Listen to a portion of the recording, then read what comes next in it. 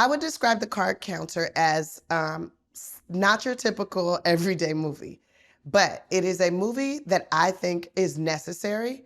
It is basically a man who was in the military who had to do some things that he wasn't comfortable doing. He ended up getting punished for the things he had to do. And then he's a little bit damaged. But everybody don't see how damaged he is. But the viewer does. And he's really good at playing poker because he might be a little damaged. He has a poker face. I really enjoyed the script. I read it 3 times.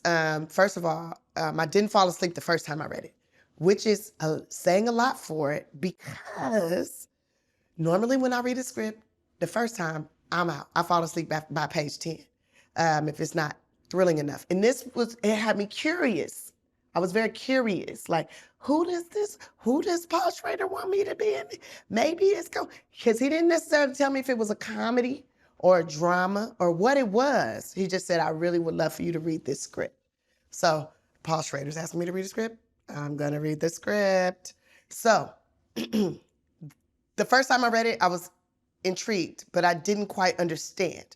The second time I read it, I understood everything, but then I was like, well, why me? Then the third time I read it because this is my process. The third time I read it, I was like, ooh, I would probably knock this out the park. And it'd be a great way for people to see me in a different light, but still bring the Haddish through. And so that's why I decided to do this movie. Lalinda is quite the character. She has a lot of personality. And her job in life, as of right now in the movie anyways, is to recruit poker players to gather them up to play games and have her investors invest in them playing. And then they make money and they split it up amongst themselves.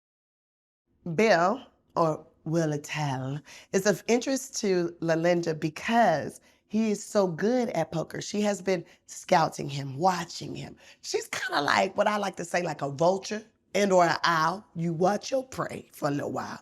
See how they move, maneuver. Okay, this one's gonna be a good catch. And then you come in for the kill.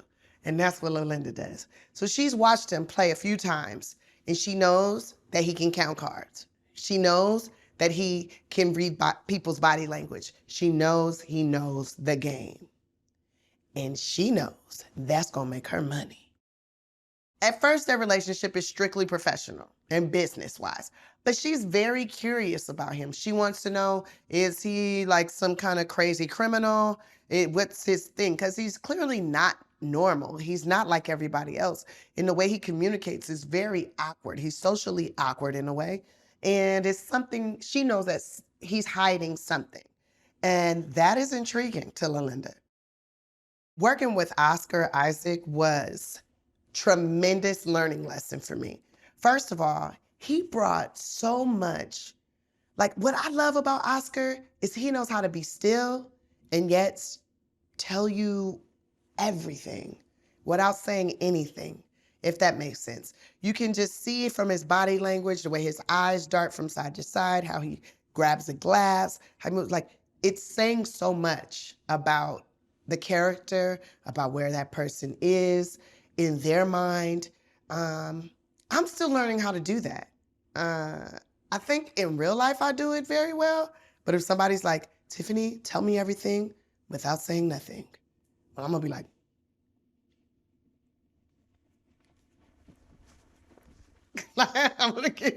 I'm very physical. But there's so much that you can tell in the stillness.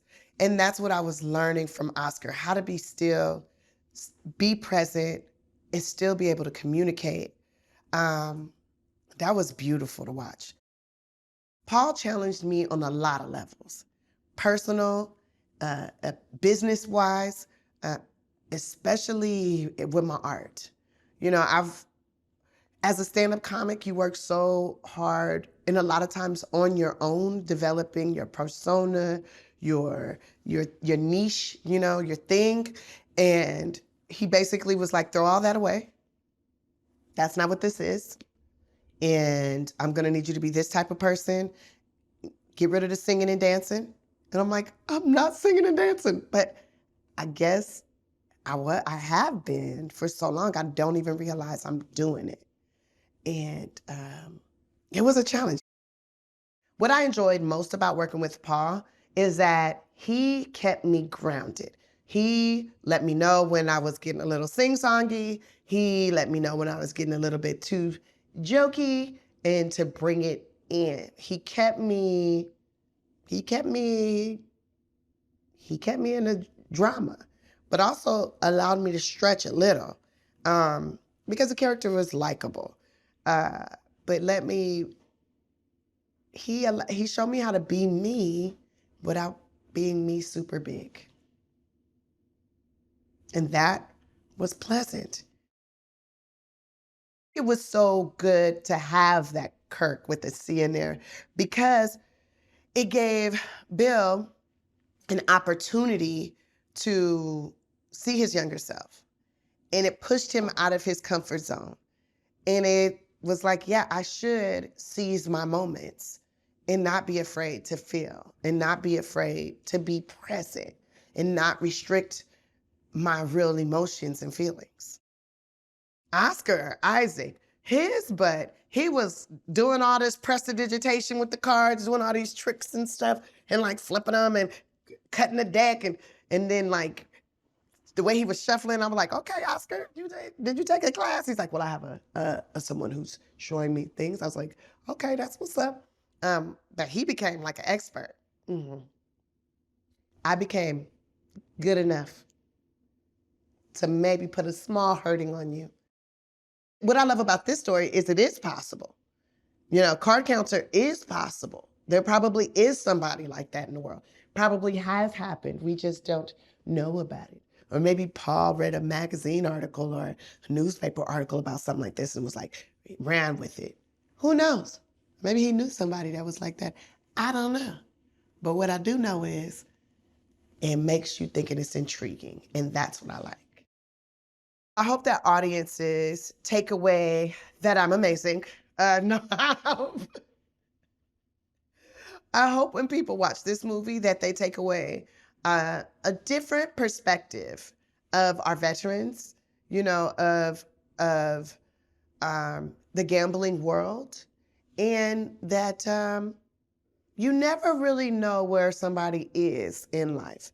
And you really should probably, really take a look at somebody and ask a few more questions. I think it's so important for people to go see it in the theaters, because a lot of us need the experience of being in a room full of strangers and going on a roller coaster, a journey together. And we don't have to know each other, but we've all had that experience. And I think that's so important. Now, I don't know about everybody else, but I know I like to have that kind of experience of the, ooh, ah, what, dang, that's crazy, with a bunch of other people. For me, that's fulfilling.